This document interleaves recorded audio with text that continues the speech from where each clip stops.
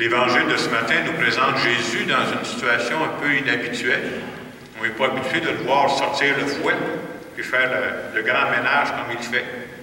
Et pour bien comprendre le sens de cet Évangile-là, vous savez, ces Évangiles-là, il y a un premier sens, il y a un deuxième sens plus profond, puis des fois, il y a un troisième sens. Au premier sens, ce qu'on peut comprendre, c'est qu'il faut savoir que pour les Juifs, le temple, c'était très sérieux, cela. Pour les Juifs, là, ils croyaient que le temple, c'était le lieu par excellence pour rencontrer Dieu. Et ce qui arrive avec le temps, c'est que, comme les Juifs étaient très croyants, il y a beaucoup de gens qui fréquentaient le temple. On sait même que Jésus est allé plusieurs fois au temple. Hein. Je pense à l'Évangile, quand il avait 12 ans, on dit que ses parents vont monter puis ils vont le perdre. Là. Donc, le temple était fréquenté par beaucoup de personnes. Et à cette époque, bien entendu, les gens voyaient ça. Hey, il y a beaucoup de monde qui va au temple. Essayez de penser pendant 2-3 minutes à quelqu'un qui a un commerce. Tu dis, j'ai un commerce. Où est-ce que je vais installer mon commerce? Vas-tu mettre ça dans le champ gauche où il n'y a pas personne? Ben non, ben, tu vas finir là. Alors les gens disaient, comme il y a beaucoup de gens qui vont au temple, ben, je vais mettre mon commerce près du temple. Quand les gens vont passer, ben, ils vont arrêter d'acheter quelque chose. Hein. Puis avec le temps, non seulement les gens mettaient leur commerce près du temple, de plus en plus proche du temple, ils étaient rendus dans le temple. Et en plus, il faut savoir que quand les gens les priaient à cette époque-là, ils offraient des sacrifices. Fait que je vais vous vendre des animaux pour offrir ça en sacrifice. Et c'est devant cette situation-là que Jésus va intervenir parce que c'est comme si le temple est en train de perdre sa vocation première. C'est le lieu pour rencontrer Dieu. Mais il y a tellement de choses dans le temple, on ne sait plus si on vient prier ou bien si on vient faire du commerce. Et c'est là où Jésus va dire, ne faites pas de la maison de mon Père un lieu de commerce. Alors ça, je dirais, c'est l'Évangile au premier degré. Mais ce que l'Évangile veut nous faire comprendre, un peu plus profondément que ça, c'est que le temple de Dieu, c'est pas d'abord l'édifice de pierre. Oui, il y avait la chance d'avoir le temple, tant mieux. Mais l'Évangile veut nous faire comprendre que le temple de Dieu, c'est Jésus lui-même. Ça veut dire quoi, ça? Ça veut dire que quand les gens voyaient agir Jésus, quand ils voyaient parler avec le monde, quand ils voyaient rendre service avec le monde, ils disaient, on a une idée à quoi il ressemble ton Dieu. Et Dieu passait par son Fils Jésus pour se manifester au monde. Je disais tantôt, ça peut être le deuxième sens. Moi, j'arriverai au troisième sens. 2015. Où est le temple de Dieu? On pourrait penser que le temple de Dieu, c'est nos édifices de pierre. On est chanceux, on les a. On fait tout pour les garder. Mais ce n'est pas d'abord là qu'on rencontre Dieu. C'est-à-dire, ce n'est pas juste dans une église qu'on rencontre Dieu. Pourquoi l'église a du sens? C'est parce qu'on est là. Par quoi la bonté de Dieu se manifeste aujourd'hui? C'est par nous autres. Alors, le temple de Dieu aujourd'hui, c'est nous. Et on pourrait dire, ouais, mais les vendeurs du temple, ce qui vient encombrer le temple, c'est quoi? Bien, dans ma vie, à moi, qu'est-ce qui vient encombrer ma vie? Puis avec le temps, c'est comme Jésus a fait le grand ménage, c'est comme disait, bien, vous autres aussi, faites le ménage dans votre temple. Parce que si c'est vrai que je suis le temple de Dieu, des fois, il doit dire, où est la porte? C'est tellement encombré, cette affaire-là. On peut se faire prendre par tellement d'activités, tellement de choses, que nous-mêmes, on perd les priorités de notre vie.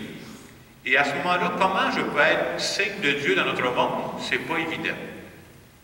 Je disais tantôt, moi, je pense qu'un des signes, en tout cas, un des bienfaits de la vie spirituelle, c'est de nous permettre d'avancer plus léger dans la vie. De temps en temps, de prendre le temps de s'arrêter, ça permet de dire, tout n'a pas la même importance. Il y a des lourdeurs dans notre vie qu'on peut traîner. Puis si j'ai trop de lourdeurs dans ma vie, vous savez ce que ça fait? J'ai de la misère à avancer. J'ai plein mon sac. Et les lourdeurs, ça peut prendre de différentes formes. Des lourdeurs, c'est d'accorder, par exemple, trop d'importance au regard des autres. Qu'est-ce qu'ils vont dire, les autres? Oui, c'est sûr que je tiens compte des autres, là.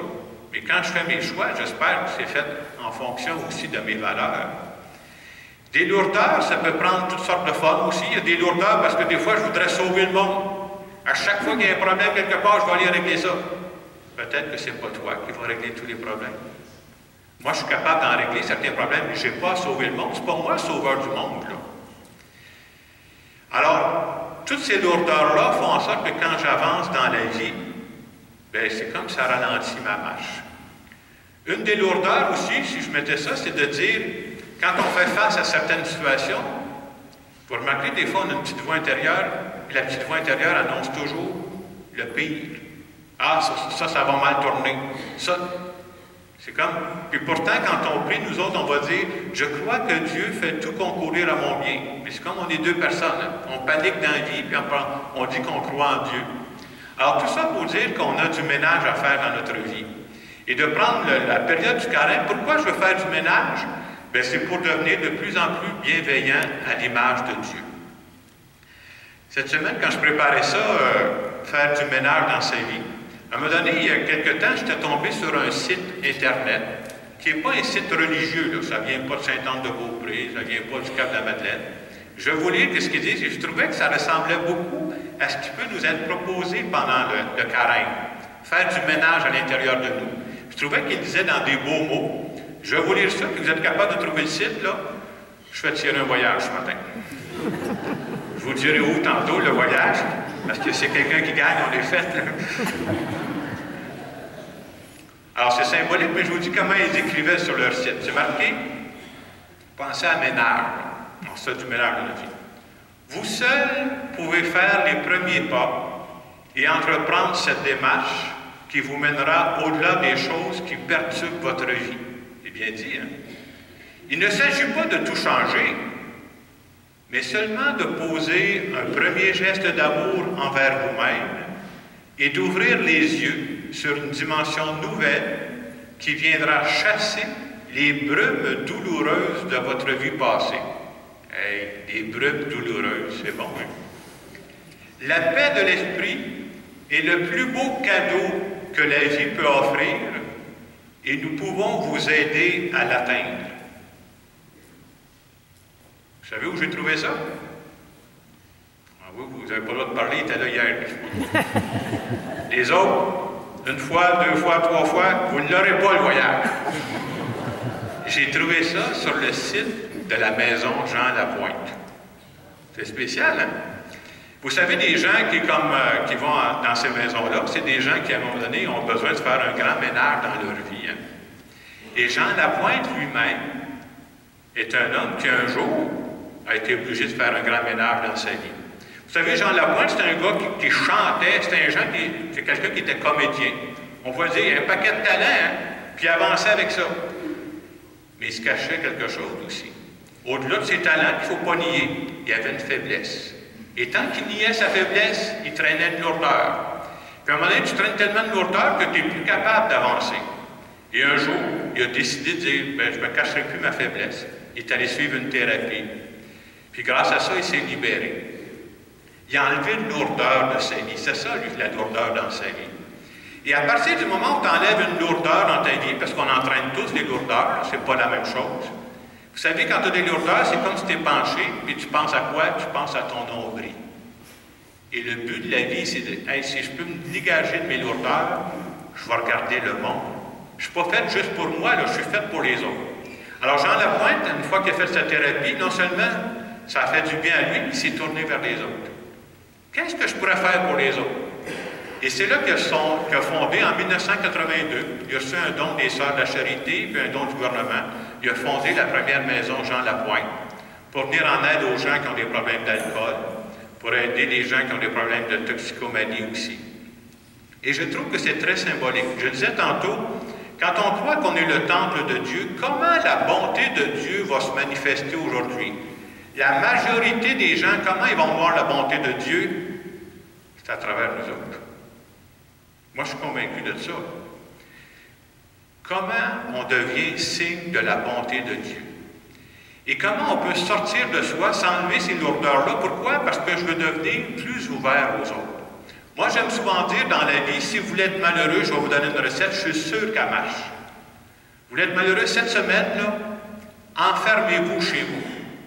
Sortez pas. Bercez-vous, puis pensez à vos problèmes. On se reparle la semaine prochaine. Je vous garantis que vous allez tout être déprimé. Et nous autres, c'est le contraire qu'on veut. Mais le contraire, c'est de dire, sors un peu de toi, libère-toi de certaines lourdeurs pour regarder les autres. Trouve-toi une façon d'aider quelqu'un. Trouve-toi une façon de rendre service à quelqu'un. Trouve-toi une façon d'être bienveillant envers quelqu'un. On se reparle la semaine prochaine. Je vous garantis. Et ça, c'est le message de Jésus-Christ. Et je trouve que cette semaine, c'est un peu ça qu'il nous dit. Quand il nous dit, faites du ménage pour ne pas penser qu'à vos lourdeurs. Puis les lourdeurs, c'est toutes sortes de choses. Hein? Ça peut être des situations que je n'ai pas réglées avec d'autres. Ah oui, c'est ça, que je n'ai pas tourné la page. Je la traîne. Je la traîne, puis ça m'empêche d'avancer léger dans la vie. Donc, un des signes qu'il nous est demandé ce matin, c'est de dire, est-ce que ma vie n'est pas trop éparpillée? Et ce matin, à travers cette célébration, c'est ce qu'on va demander à Dieu. On voudrait devenir de plus en plus des temples de Dieu. Que ma vie reflète la bonté de Dieu. C'est pour ça que je suis sur terre. Alors, en continuant notre célébration, on pourrait se dire, est-ce qu'il y a un aspect de ma vie, une lourdeur que je traîne, là? Ce serait un bon temps de me libérer de ça. Et si moi, je me libère de ça, je vais peut-être être surpris que je vais commencer à regarder plus loin. Je vais commencer à penser plus aux autres et probablement que je vais commencer à être plus heureux. Prenons quelques instants pour présenter cela à Dieu.